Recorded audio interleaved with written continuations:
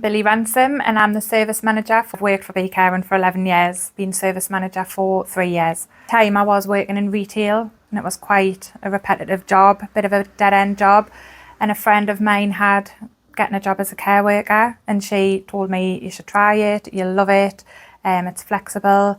So I decided to go for it. I kept my job in retail alongside my care job just in case it wasn't for me. But within 2 weeks I knew that I wanted to work in care, so I resigned from my retail job, and I've worked in care ever since.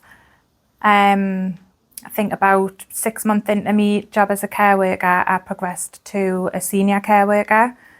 About a year after that, I progressed to a visiting officer, and then I was a coordinator for 4 years, and then service manager back in 2020. It's definitely the reward side of it for me that appealed the most. At the time when I got the job as a care worker, it was the flexibility, it was the rewards at the end of the day. You go home feeling like you've accomplished something and you've helped somebody.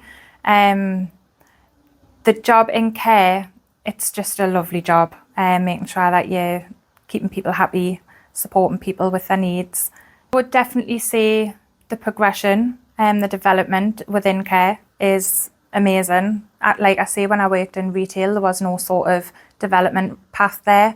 As I say, I started as a care worker. I would never have dreamed of becoming a manager, and that happened for me with a bit of hard work and dedication.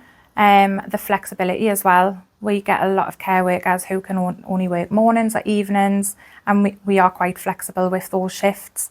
When I worked in retail, it was working every weekend, where we do alternative weekends, so you're getting your time off as well. There's a good work-life balance.